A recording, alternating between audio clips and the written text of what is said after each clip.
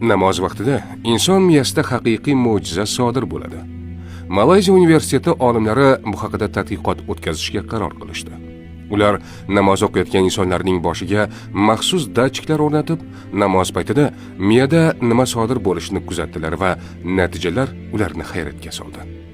Har bir rakatda miyada alfa to'lqinlari faollashdi. Aynan shu to'lqinlar ichki xotirjamlik, diqqat va ruhiy barqarorlik uchun javob beradi. Eng ajoyib holat esa sajda vaqtida kuzatildi. Bu pallada miya eng yuqori xotirjamlik holatiga kirar ekan.